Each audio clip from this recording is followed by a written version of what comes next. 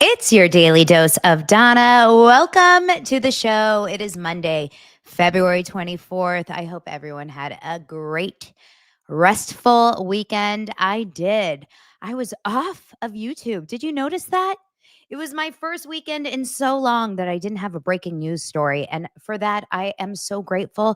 Not that I enjoyed my weekend away from you guys. I missed you. I was in withdrawal land, withdrawal land, but I needed the break. I needed like a moment of centering myself. I needed family time. I spent my weekend on the football field with my kids, on the baseball field, on the basketball courts. I really was like we had multi sports.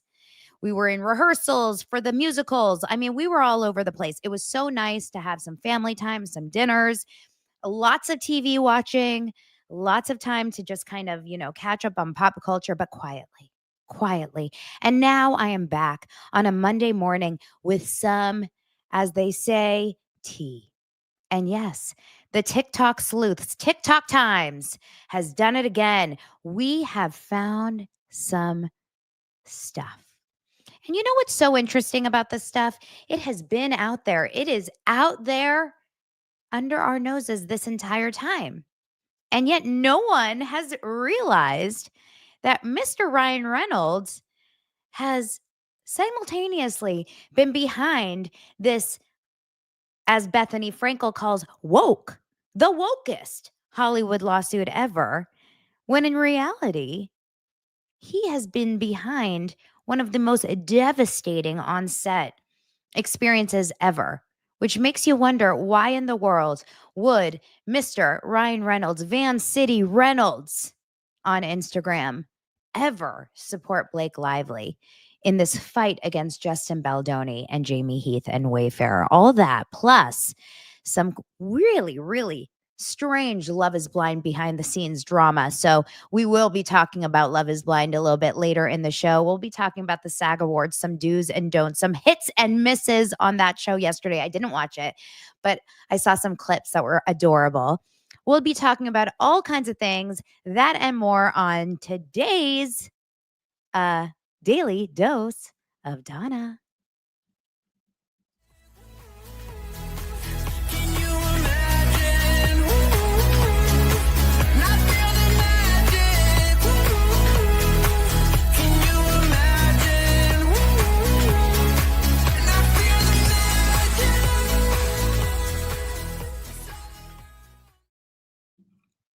How's everyone doing today?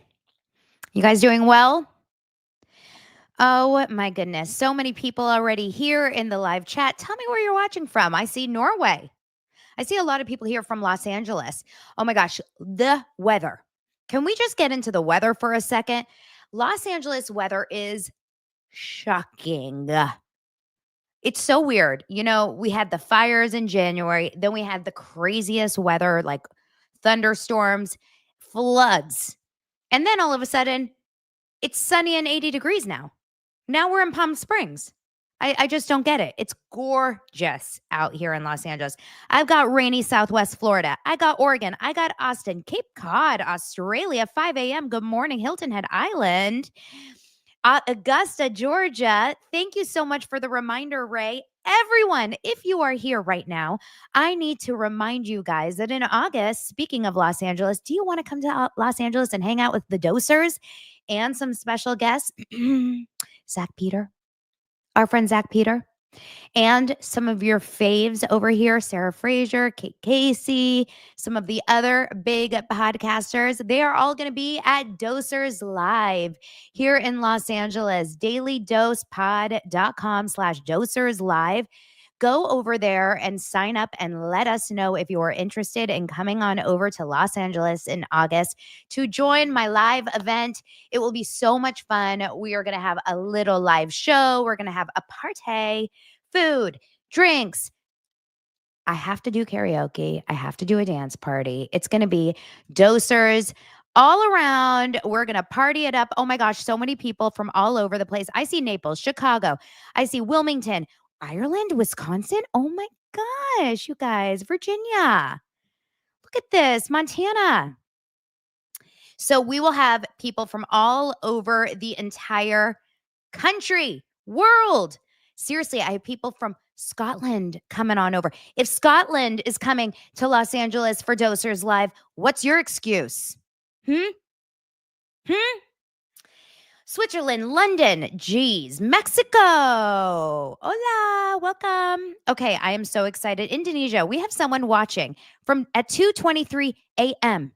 That's wild. Tokyo? Wow. Wow. So Josh wants to know what hold on, the comments are going so fast. Josh wants to know, can we vote on what song you pick for karaoke? Absolutely. So let's start voting, and if it's not Man, I Feel Like a Woman, then you lose. All right, that's my song. What is your karaoke song? Because I got mine. I've got my top tenors. Okay. One of them is Good by Earl from the Chicks. I guess it used to be Dixie Chicks. Then my next one is, what was the one that I used to love? Well, I'll have to think of it. We'll talk about it another time. Okay, let's get into the show and get into it. Beth has gifted 5 Daily Dose of Donna memberships. We're going to do a members only this week. I don't know if it's going to be Wednesday or Thursday, but more to come. Members only here on YouTube, where you guys can ask me any questions and it's more interactive. Just wait. We'll have more of that later. Let's get into some of the top topics. If you have watched Zach Peters' show earlier, he went into the Hollywood Reporter's crazy glitch. They call it a glitch. You know, on Friday, we covered this Lively versus Baldoni story that they covered on Friday with this. I thought it was a genius cover. On their Hollywood Reporter website, they did this. I mean, they hired this company to draw what I thought. I mean, I'll just show it to you. I'm sure you've seen it now 100 million times, but I thought this was a beautifully well done cover. And so many people have really, really spent some time, you know, really diving into what does this mean? Obviously, we've got Justin opening the book that Blake has not read. Zach says it's a sexist cover. Oh my God, seriously? My comments are flying. You guys are fast here. Zach says it's a sexist cover. Zach, I'm suing you for sexual harassment for even just saying those words here. We have my man, Brian Friedman, who this is a long story, but Brian's wife went to the same elementary school as I did. I just found that out over the weekend because a girlfriend of mine who went to the same elementary school as I did, she's older than me because they're a few years older than me, but we went to his wife and I went to the same elementary school. So what Gilded Age, if you've been around for a long time, Gilded Age in the comments will love this. 6 degrees of separation from Brian Friedman. I'm about 1.5 degrees of separation. Okay. I'm very close. So we've got the open book that Blake Lively has still not read. We've got Blake Lively's hair, you know, octopusing around. We've got Nice Pool over here, Ryan Reynolds, and the flowers. You know, we've got all the things, but she thinks it's sexist. Now, Zach, go to Zach's show if you want to watch all of his versions because he really tore it apart. He took all of the versions. There's 4 different versions, these glitches. I've never seen so many glitches for the Hollywood Reporter really needs to check their router because they've got glitches up the wazoo. They have so many different things going on in their glitching. They're glitching like crazy. So I think it's the bots. You know what? They should check their bots over there. They have changed their article 4 times about Jenny Slate, and it's only the Jenny Slate part, right? It's a complaint. It's not a complaint. It's a complaint, but it's not a complaint with 2 dots, 3 dots, 4 complaints. Sony saw, Sony didn't see, Sony saw 3 times. So, I mean, it's embarrassing. Honestly, what it is it's embarrassing. Now, go and like I said, Zach covers that really, really well.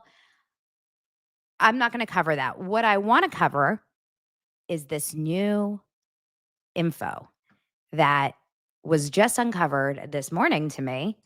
Thank you to some really, really great sleuths over on TikTok. And then, of course, it was shared to me over on Instagram. And I'll pull up the Bravo Boo, who is on Instagram. And a few people definitely shared this, but I'll pull up hers, where she shared someone's account who talked about this.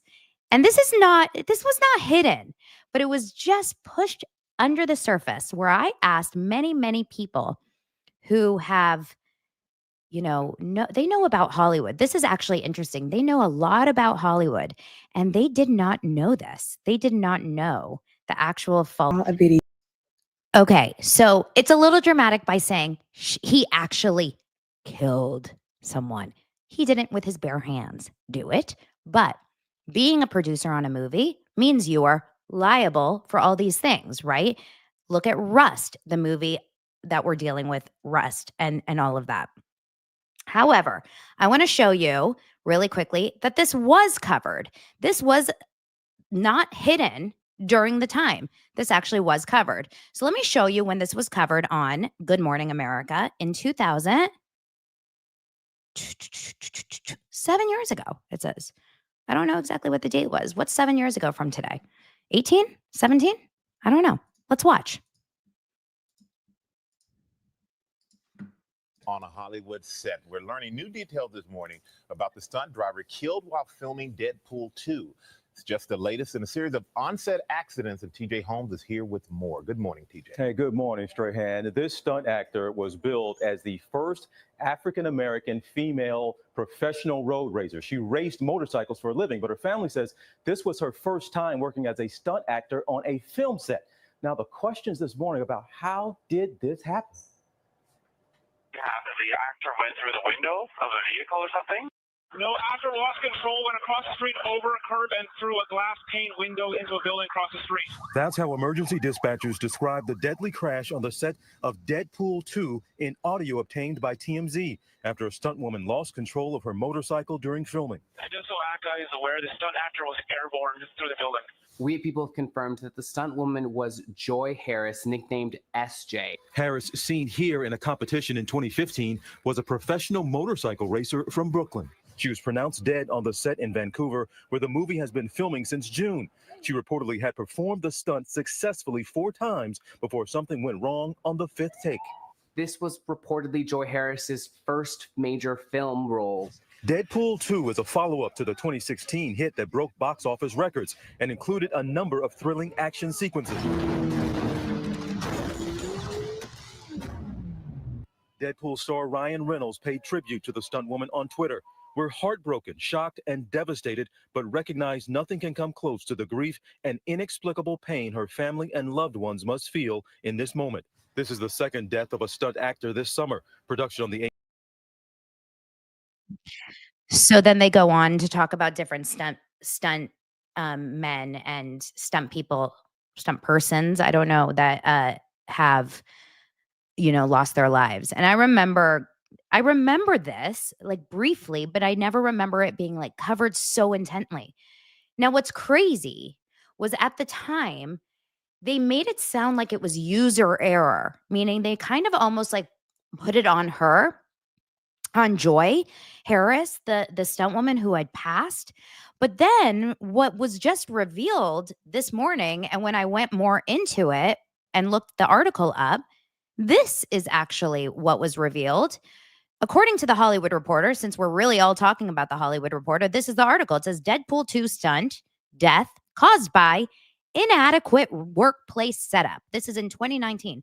This is 2 years after the actual death. It says government investigators into the 2017 motorcycle stunt person death during the production of Deadpool 2 have concluded the fatality was due to an inadequate planning on set and not rider error. It was announced Wednesday. Now, this is what I'm talking about when I sent this out to 2 of my friends, including my husband, 3 people. So my husband, my 2 friends who work in Hollywood on a group text, and then my other girlfriend, Eliza Rosen, shout out, who is a very, very in the know Hollywood person. I said, did you guys know this? They said, we knew about the accident. We had no idea that this came out, that it was production's issue. No one, like, this was buried. No one knew this. This article says it was not user error. It says government investigators into the 2017 motorcycle stunt person death have concluded it was due to inadequate planning and safety violations by the filmmakers. It says they failed to conduct a risk assessment addressing safety controls, speed of the motorcycles, and equipment limitations. The employer failed to complete important health and safety documentation, etc. During the filming, stunt double Joy Harris died when she was ejected from the motorcycle she was operating and crashed into the window. The inadequate workplace setup and planning extended to TCF failing to ensure that the workplace was designed with safety controls in place so that the stunt performer of the motorcycle could not proceed. Lack of safety headgear required by occupational health and safety regulations. It says a 20th Century Fox spokesperson told Hollywood Reporter, safety is our top priority. Really? Oh, this is good. And while we respectfully disagree with some of the report's findings, wait, that's rich.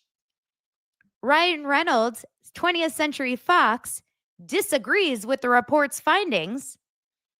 Remember when Justin Baldoni disagreed with the report's findings and they're saying that that's not good enough? Well, this is funny. This is funny. Fox thoroughly reviewed its stunt safety's protocols immediately following the tragic accident and has revised and implemented enhanced safety procedures and enforcement. Eyewitnesses at the time told local reporters that the stunt person appeared to lose control of the bike and run into a nearby building through glass, etc., etc. And that's it. That's all they wrote about it. Now, what we know also is that, and I just found this article about it, that Deadpool 2 was fined nearly $300,000 for the death. Rainy Day Sprite says, hey, Hollywood Reporter. Gilded says, take a beat. Take a beat, Gilded Reporter. For all of us, take a beat. Thank you, Rainy Day. $289,000 is what Joy Harris's life is worth.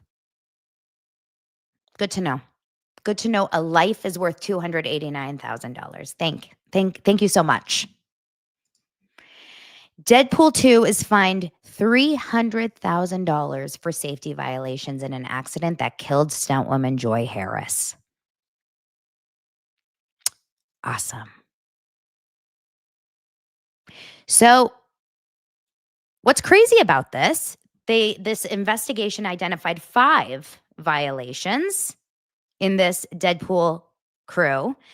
Failure to ensure the health and safety of all workers, failure to ensure that the stunt performer complied with the regulation by wearing safety headgear, failure to ensure the health and safety of the stunt performer, failure to provide the stunt performer with a new worker orientation, and instructing the stunt performer not to wear safety headgear.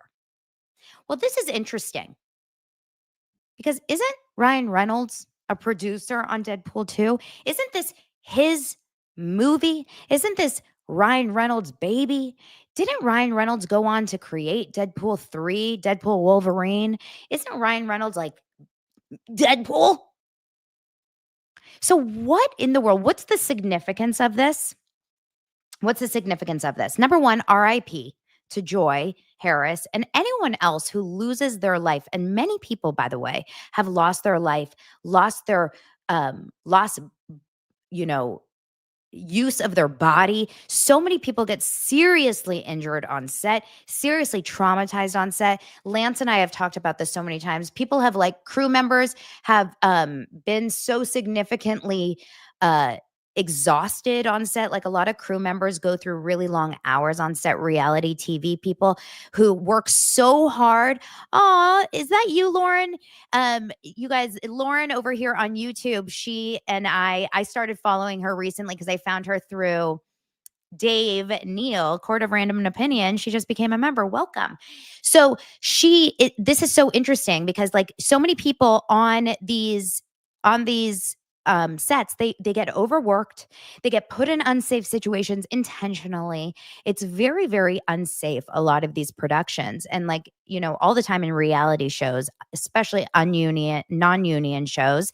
And it works like this all the time, where people drive after 14-hour days late at night, and then they, God forbid, fall asleep at the wheel, and they get in car accidents and they die. So sad. So this is just like, these are tragic, tragic things that happen on sets. So why does this matter? Because if you have a situation like this, and Ryan Reynolds literally escaped by just by an inch, right? Just by an inch. Okay. How in the world can he just escape getting sued for everything like this? Just like, and then turn around just a few years later and say, my goodness, Blake, you did feel uncomfortable on set. You did. Let's take this guy down. He deserves it. Yes. Someone just died on my set, but he deserves to get his career ruined. It's so diabolical when you know what can really go down on sets. If you actually take it out, if you zoom out and you look at perspective, the perspective of like really what is an unsafe set versus what is an uncomfortable or just like a yucky maybe feeling set. It's completely yuck, right? It's totally, absolutely, it's karma. It's karma that this is now going to come out. And it's going to ruin everything that's happening right now, is ruining the appeal of Deadpool to me, to many of you, I believe, and to many of I think just in general, just it's the charm of Ryan and this legacy that he has. It's gross. It's gross. So, and you know what? Blake is living with Ryan. She lives with Ryan Reynolds. And she comes home to him every night. And you need someone to sit you at home and say, honey, babe, it's not that bad. I know it sucks. I know he's even if everything he did was real, there's a world where maybe you say he's going to get his. It's not worth it. That's what I honestly think.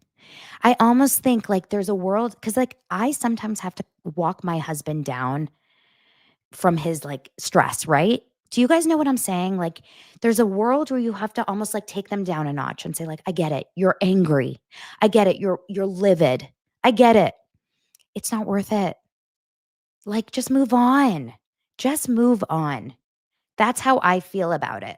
I feel like I would have, if I was married to Blake Lively, I'd be like, okay, I get it. He's gross. Okay, he was weird. Okay, his wording was like a little annoying. I get it. All right, it's in the past. Move on. Let them, exactly. Let them, as Mel Robbins says, let them. Let's move on to bigger and better. But she didn't have that. She had Ryan, who was like egging her on. Yeah, let's write nice pool about this douche, you know? And someone says, Jennifer says, unless it was true sexual harassment. Okay. Which is, I guess, yet to be determined, which 999% of us, if there is such a thing as 999%, which 99% of us just can't see as being true. Right? It's just not where we are.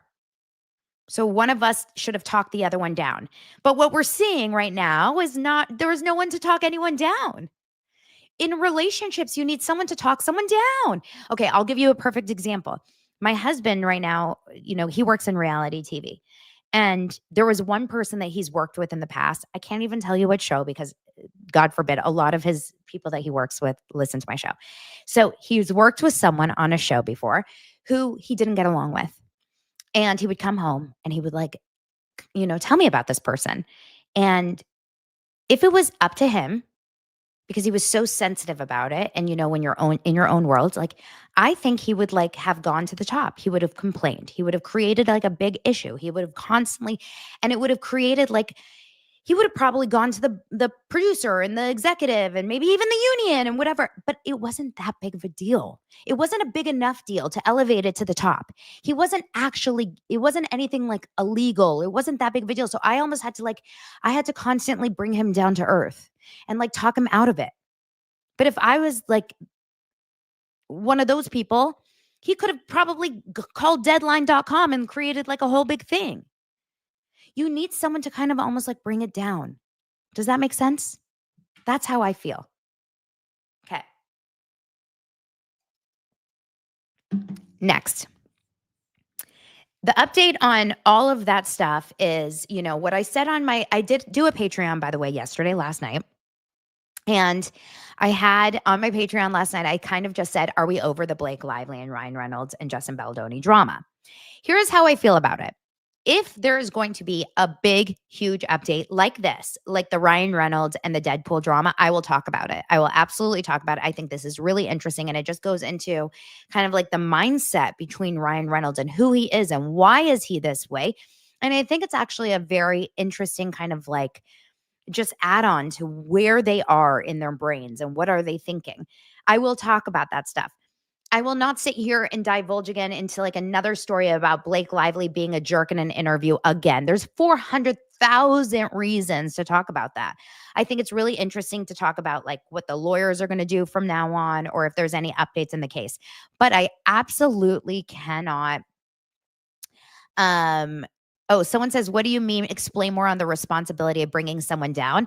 But someone also said earlier, you mean talk him out of the state rather than out of doing something. That's what I mean. Talk them out of it rather than talk them into elevating it. Talk them like calming them down. That's what I mean. Like good cop, bad cop. There you go. ALW gets it. You need a good cop, bad cop. You don't need someone just to like heighten you constantly. You need someone like, you know, when someone's stressed, you need someone else that's like calm. So that when the other person's stressed, the other person's calming you like that. Someone to talk you out of the tree, to talk you off the ledge, to de-escalate. Yes. Yes, that's exactly what I mean. That's what I mean. Thank you for being better with words than I am. So with the Blake Lively and Ryan Reynolds stuff, I will not keep like deep diving the color of Blake Lively's eyes. I just can't. I've had it up to here with her. But what I will do is talk about the slight dig on Blake Lively and Gossip Girl that happened last night at the SAG Awards. And trust me, I will talk about that. But before that, if you guys don't know, my show is heavily just supported by the amazing sponsors. And I am so grateful for the amazing sponsors of my show. And this is a week where I have incredible sponsors. So I am going to have wonderful ad breaks to share these. But these 4 companies that are sponsoring my show this week, I will separate them throughout the show, but they're my favorites. So I am going to tell you all about them. And the first one is for the dog lovers. If you guys have dogs, tell me in the comments if you have a dog and tell me your dog's names right now. I have 2, Murphy and Frankie. Frankie is my almost 15-year-old Papillon Chihuahua. And then I have Murphy, who's 5 years old, and he's a COVID doodle. Okay. We got him during COVID and he's highly anxious. Tell me about your dogs. But I use OLLIE dog food, and it's OLLIE. You guys, this is my favorite in the world. It's clean, fresh nutrition for your dog in 5 flavors. They'll absolutely flip over it. I'm telling you, it's the best I've had. The poops. It's all about the poops. You know how we say it's all about the money? This is all about the poops. Okay. We all want the best for our pups. You don't have to be a vet to know that real whole foods with minimal processing are one of the best choices for their health. Did you know a perfectly portioned whole fresh food diet can actually extend your dog's life by 2.5 years? That's more time with your best friend. Who wouldn't want that? OLLIE is made with 0 harmful fillers, no preservatives, and the best part, it's all made right here in U.S. kitchens with ingredients carefully sourced from trusted growers and producers around the world. And because OLLIE is gently cooked and shipped fresh, it doesn't need preservatives to stay fresh. Your dog gets a meal packed with goodness, no waiting around. With 5 protein-first recipes like fresh beef with sweet potatoes, fresh turkey with blueberries, or fresh lamb with cranberries and more, your dog might start eating better than you. No, for real. Here's how it works. You fill out OLLIE's quick 30-second quiz. They'll create a customized meal plan for your dog based on their weight. And for first-time customers, you're going to get a starter box with 2 weeks worth of meals and a guide to make the switch easy. Treat your dog to OLLIE's delicious fresh meals today. All you have to do is go to ollie.com. That's OLLIE.com/daily dose to get 60% off your first box of meals. Okay, 60. So go to ollie.com/daily dose. ollie.com/daily dose to get 60% off. Plus, they offer a clean bowl guarantee on the first box. So if you're not completely satisfied, you'll get your money back. That's ollie.com/daily dose and enter code daily dose to get 60% off your first box. Start your dog's new year off right with OLLIE. Thank you. OLLIE.com/daily dose. Okay, I'm going to tell you one more story and then I'll go on to my next sponsor, which is my favorite. And it's about one of you guys asked earlier. You said, Donna, you're looking snatched. And I'll tell you why and I'll tell you how. So stick around because I'll tell you exactly how. So you guys, last night was the SAG Awards. Did you guys watch it? I didn't watch it. Did you guys watch it? So this I thought was actually really cute. I'm going to pull up the clip for you guys. So Kristen Bell hosted the SAG Awards. Do you like Kristen Bell? I'm not. Kelly Goodman says, reach out to me if you're looking to adopt a dog. So cute. I may reach out to you actually. So Kristen Bell, Kristen Bell is the one person, she's married to Dax Shepard, but she's the one person that has, I don't think she has any bad press. Where's Wood? Knock on wood. I don't think she has anything negative about her. Does she? Yet. However, Dax Shepard does have some bad press. So she's married to him, which I think probably will, be one of those things. To be public, you have bad press. Like everyone has something bad about them. But she is like an all-American, just like happy. I mean, she's the voice of Elsa. Is it Elsa that she is the voice of or the other one? It's so weird. Frozen was such a big part of my life for so many years. If you're a parent, you know. Frozen was everything in my life. And then it just like went away. Like you guys were like that, right? Too? Moana, Frozen. I ate, breathed, slept those songs. And now I have no memory of it. Like completely in and out of my life. So she, look at this. Yeah, no, you guys, give me your bad tea on these people. Olive says, no, she and Dax are both jerks. My brother-in-law is a pilot and they left dirty diapers in their airplane seat. I guess there's worse things you can do. I guess there's worse things you can do. But that's not very nice. But there is kind of worse things you can do, I guess, than leaving dirty diapers in a airplane seat. I don't think I've ever done that. But yeah, if they pooped in their seats, I feel like that would be maybe the worst thing.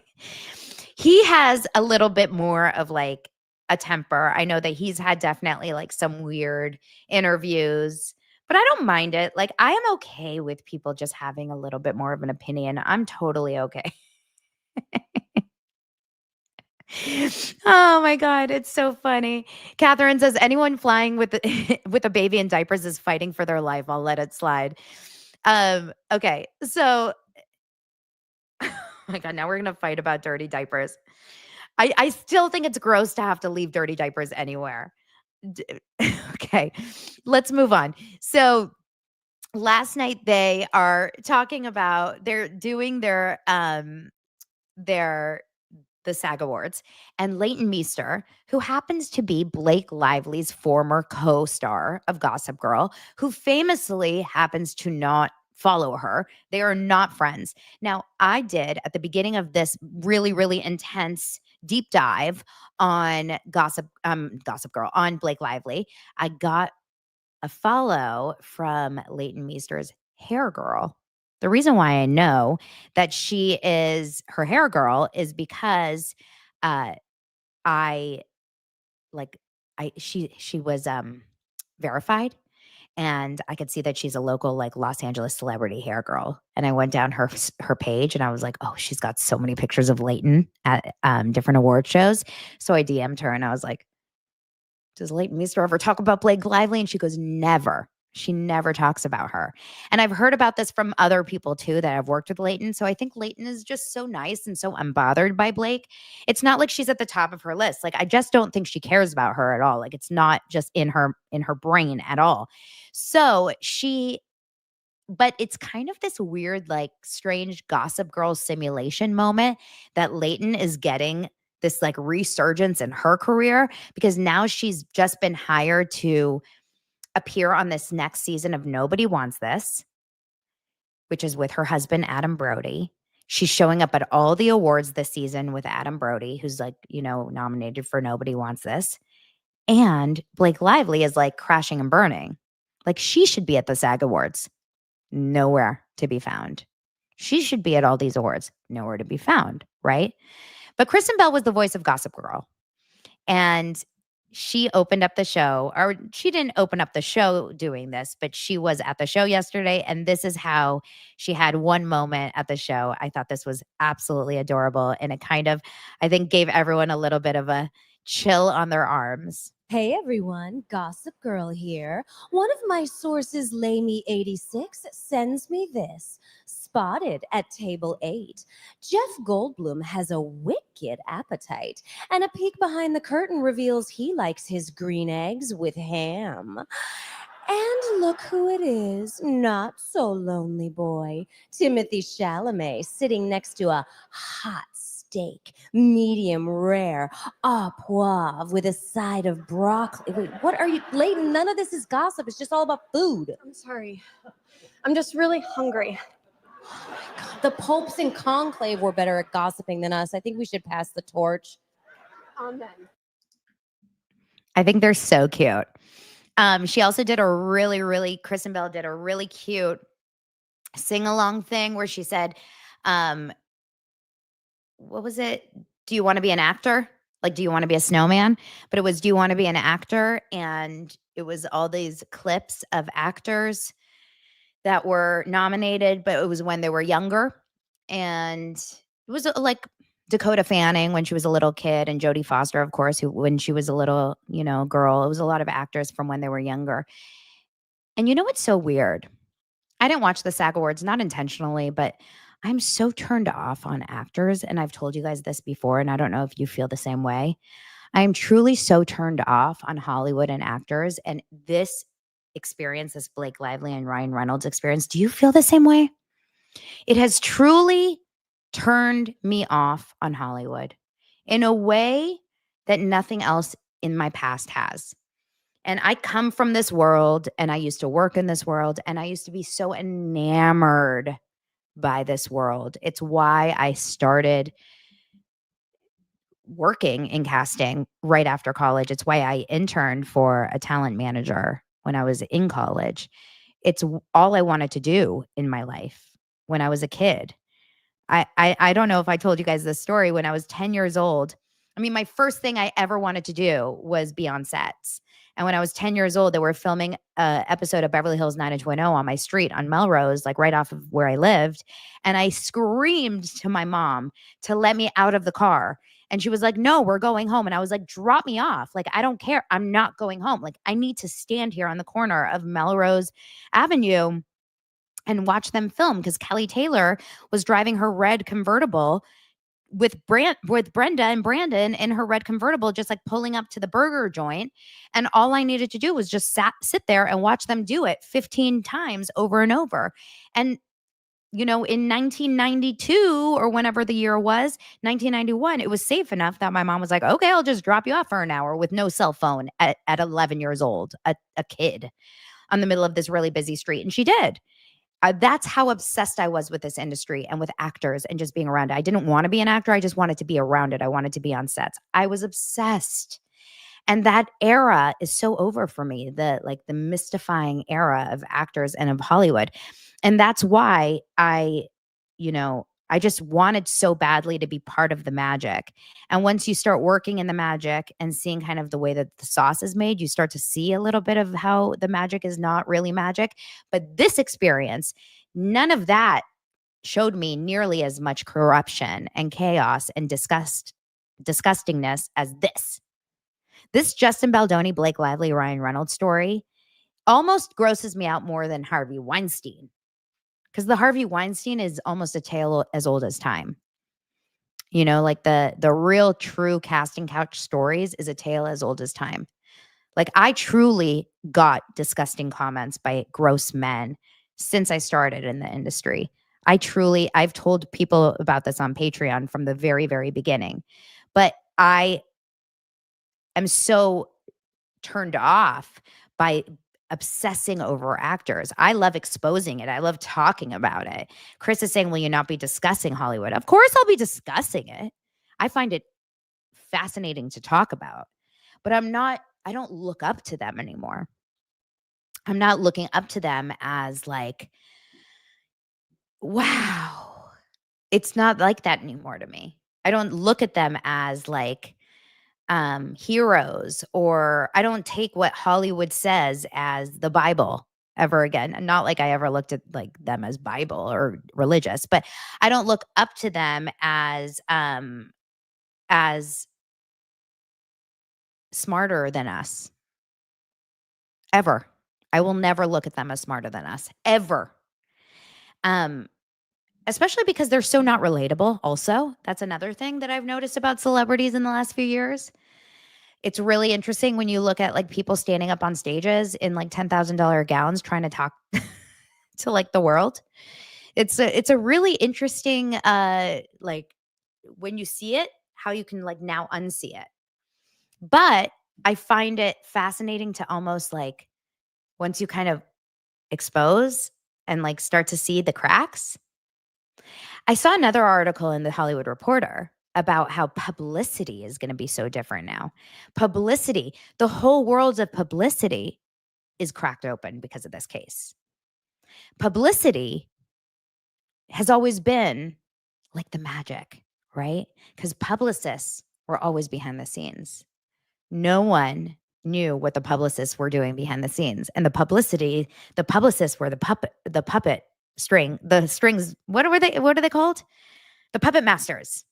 They were pulling all the strings and no one would know exactly what they were doing.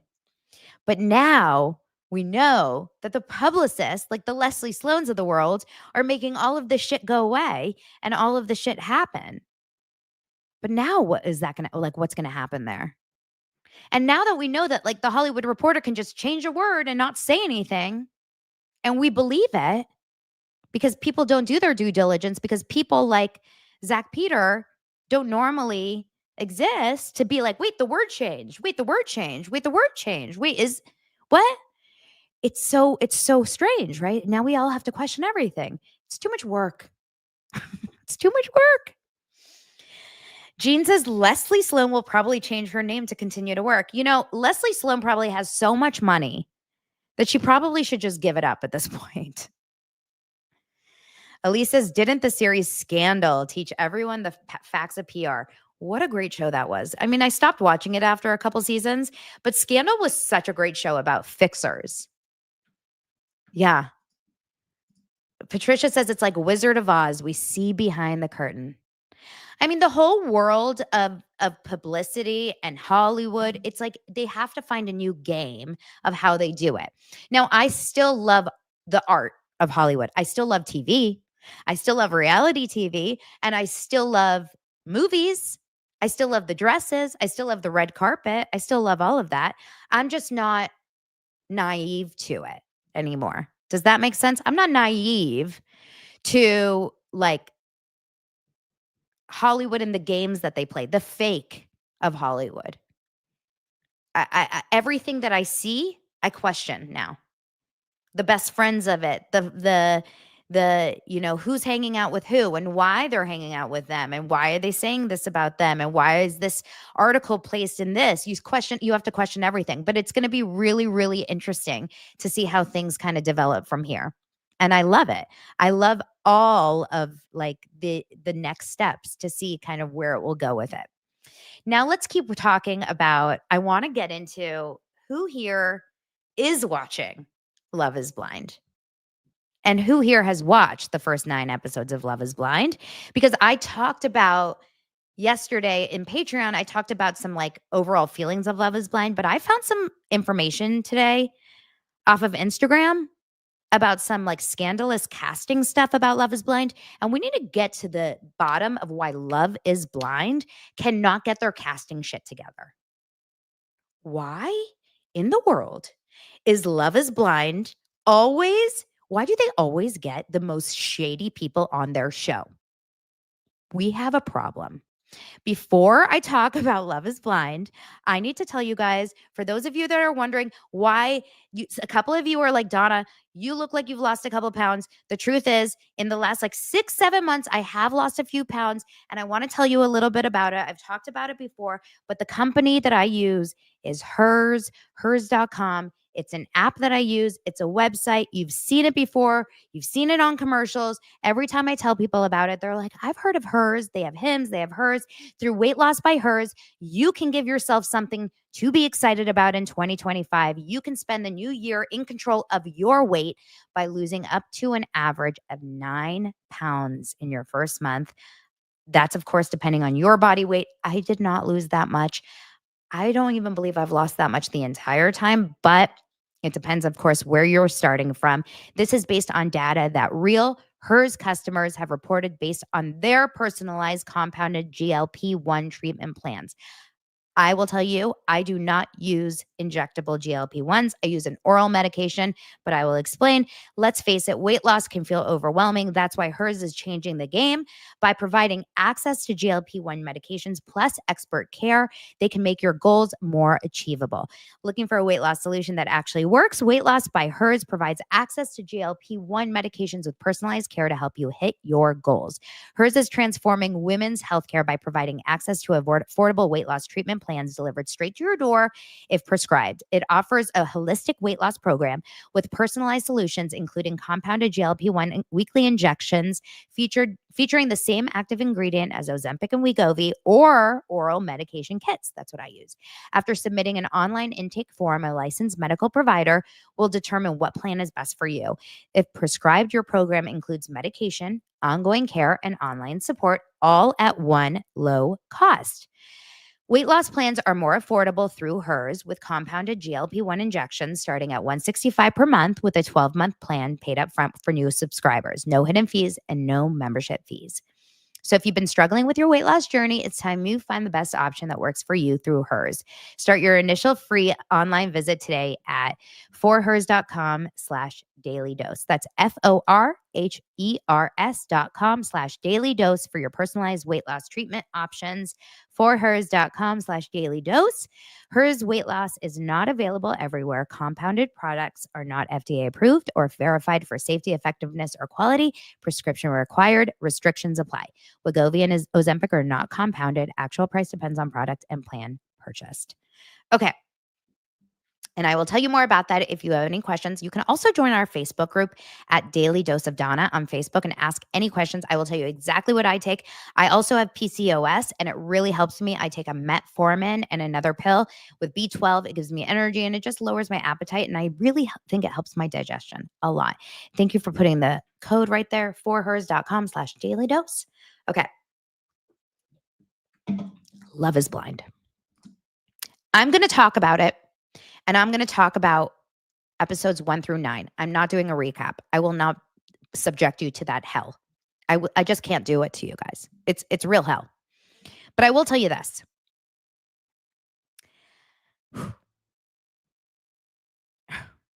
It's one of the worst seasons of Love is Blind we've ever had in our lives. By I mean our lives, I mean in 8 seasons. Number one, I've talked to you about this before. Every single man, I'll say all the white men, because it's all white couples except one couple. They look like the Book of Mormon, the cast of Book of Mormon, or Backstreet Boys. I mean, it's copy paste, copy paste, copy paste, copy paste. They're all white men. They all look exactly the same. Some of them have longer hair than the others, especially when they were in the pods. Thank God they always put their names up, because I have no idea who's who. And I watch everything on my TV with subtitles, everything. And thank God for that too, because they always have their name before the dialogue. I have no idea who anyone is. In fact, yesterday, I've been watching 47 episodes of this 8-episode show.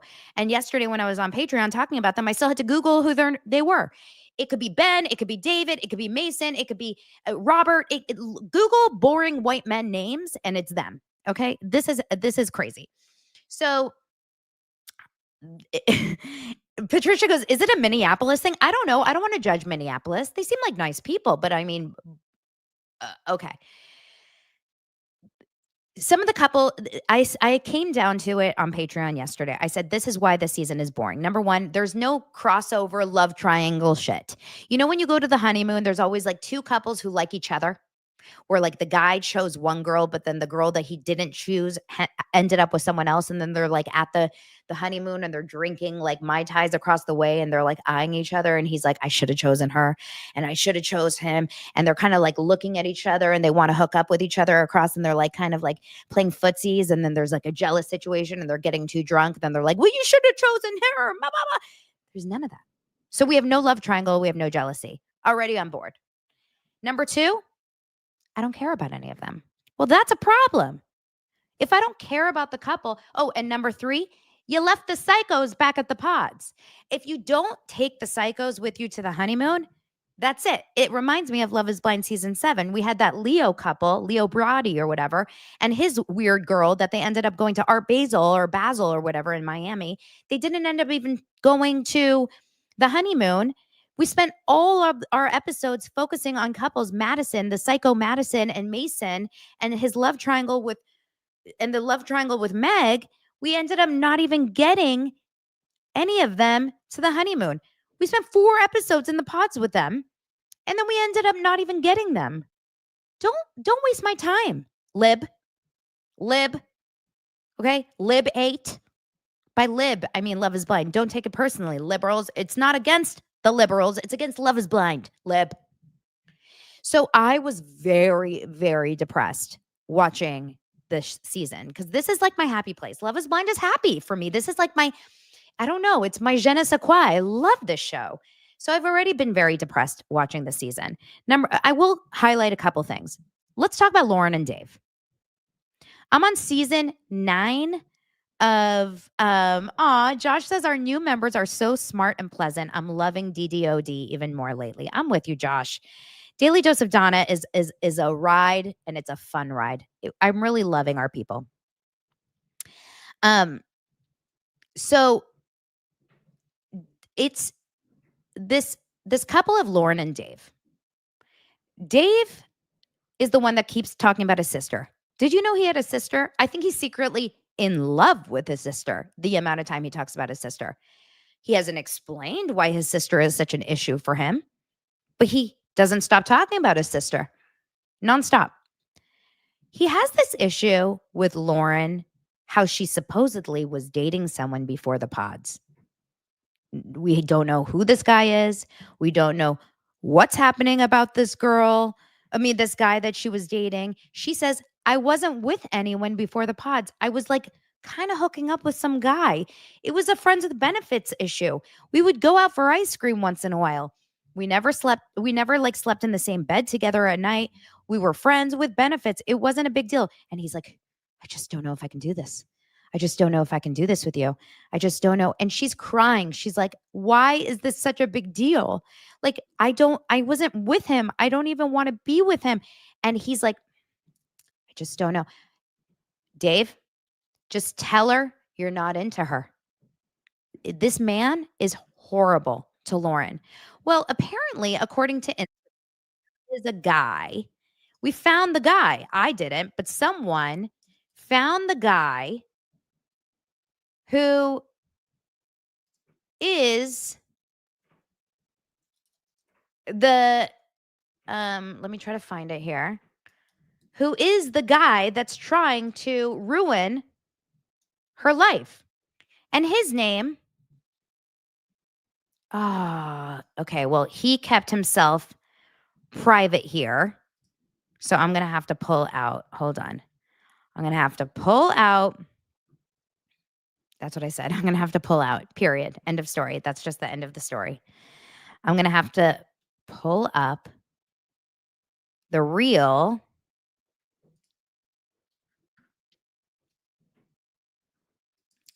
Give me a second. Story time with Riki. I hope I'm saying it right. I'm going to give her all the flowers, as we say. Story time with Riki. She's the girl on Instagram who has done all the deep digging on all of this. And because he's private, now I can't go onto his page. So I'm going to let her tell you guys the story about Dan. And this is Lauren's. Have you guys watched the newest episodes of Love is Blind? If not, save this video and come back. This is not the recap yet, but if you've watched episode 7, then you know that there's some drama going on with Lauren and Dave because Lauren revealed that she was seeing somebody or casually dating somebody prior to coming onto the experiment. She makes it very clear that she was casually dating this guy, but it was nothing to keep her from meeting her husband. And of course, the internet found the guy. Now, if you watch the Reality Receipts podcast, we told you guys this in episode 1. We told you who this guy was in episode 1. But at the time, it didn't really matter because the Lauren and Dave's scenes had not even aired. Nobody knew who anybody was yet. But now that it's coming out on the show that she had this guy that she was casually seeing, people were wondering who this guy was. And it's actually this guy, Dan. This is Dan right here. He is a lawyer. Yes, he did make this poster himself and post it on his Instagram. That's where I got it. And Dan has been kind of posting receipts of his own all week. So if you watch the newest episodes, then you know that the friend group kind of described this guy as a clout chaser. And here's another fun fact. Lauren and Dave are in the same friend group, which this guy is also a part of. Like, this guy knows Dave. That's why Dave is kind of making a big deal about it. Knows of him at the very least. Hung out a few times. But Lauren and Dave seem to know a lot of the same people. And that comes out in the show. Apparently, this guy texted one of the mutual friends and was like, let's blow up this wedding. Wanted the friend group to tell Dave about him and Lauren's relationship so that he could be part of the plot. Well, now he's part of the plot. And he's been plotting before the season even aired. The first video that he posted that kind of got me and Reality Ashley's attention was this video right here where he was implicating that he was going to do a sit-down interview. Now, at the time that he posted this, everybody was confused because the episodes weren't even out yet. Nobody knew what this guy was talking about. But it turns out that this entire reel that he created was actually not real at all. He was not sitting down for any interview. He was actually just posting this to get attention. I'm going to pause it really fast. Do you realize that this man, he says he's a lawyer. He's a 37-year-old lawyer, and he's creating like a fake persona to try to get himself some fame and ruin this girl, this sweet girl, Lauren's life by trying to be like a famous guy and ruin someone's life for Love is Blind. This is horrible. Who is this loser? Not her, not Riki, who's telling, I hope I'm saying her name right, Riki. Who is this guy, this Jim Tan Law? His username is Jim Tan Law, and he's private on Instagram. So that's why I can't show you directly. That's why I'm pulling up her stuff. This is, someone said, oh my God, that's what the cast of Love is Blind looks like. He looks like Ned Flanders. He's not on Love is Blind. That's the worst part. He's the guy that was like casually hooking up with one of the girls before she got on Love is Blind. And he's trying to ruin her chances to marry the guy that she's with.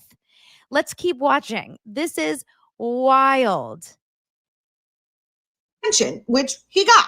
Today he posted this, which is his face in Clinton saying, I did not have sexual relations with that woman. So I don't know what that's about. He also posted this saying Netflix can have what's left of me, which is his face in a video, I guess. He also posted this, episode X, The Truth, which again is another implication that he's going to be telling his story. I'm not sure what his story is, Considering that Lauren was very forthcoming about their relationship on the show. She literally said we were casually dating, we were hooking up, it was nothing serious, and it was nothing that was going to keep me from going on the show and finding my husband, and that he was aware that she was going on the show. So I'm not really sure what more is left to the story. He did post a reel yesterday with like some form of receipts, I guess, showing that he was asked by production to come on the show, which he refused, I guess. He posted this, I guess, like trying to show that he was asked to come on the show, or that production did reach out to him. He posted this showing that production was filming in the building. Again, if you've watched the trailer, if you've watched the episodes, then you know that there was a couple who moved into the same building as somebody else's ex. Now we know that that is Lauren and Dave. They moved into the same building as this Dan guy. So he posted this yesterday showing that production was filming in his building. Now, Dan is a lawyer, so he did also post some kind of document, which I chopped up because it was too big to fit on the screen, where he's saying the ongoing commercial activity associated with the filming of the mentioned series directly violates this provision, something about a provision in his lease. The impact of the violation on my living conditions has been substantial, causing me significant emotional distress. So I'm guessing this is some sort of letter that he sent. I'll move out the way so you can read the whole thing. Pause to read if you want to read it. Basically saying that the filming, caused emotional distress. He wasn't able to go home, blah, blah, blah. He made some demands. Now, again, I'm not sure what the rest of this story is, but it seems like this guy has something to say. It seems to me like Lauren said it all. Like, she made it pretty clear. I don't know if there's something to add, but it seems like he's putting it out there on his social media. So I'll keep you guys posted if he says anything good, or if his story. He's so annoying to me. Like, I can't stand him already. And also, like, get a life. You weren't cast on Love is Blind. We don't want to see you on our TVs. Like, clearly you had feelings for Lauren. She didn't like you. She went on to do a show, and now you're trying to ruin her life. Go away. Go away. It bugs me so much. Now, also, Riki has come up with like a lot of other stuff here, but this is the one that I was wanting to show you. Now, Alex is one of the guys on the show, and this is disturbing, so I'm not going to be able to play you these entire videos, but basically Alex is one of the guys on the show that did not actually get engaged. If you watched Love is Blind, there was like a foursome. It was Mason, who was dating both Meg and Madison. Madison was Cuckoo Pants, and she was dating both Mason and this guy, Alex. Now, Alex seemed like such a sweet guy. He really just like really wanted to find a really good girl. He said he's been in relationships with horrible communication in the past. He had talked about the fact that he was really bullied as a child, that he really struggled in the past with, when he was in high school, he just had really hard times, getting along. Kids would make fun of him. He would always sit at home alone sit at the lunch table alone. He had a big fro. He only had one sweater.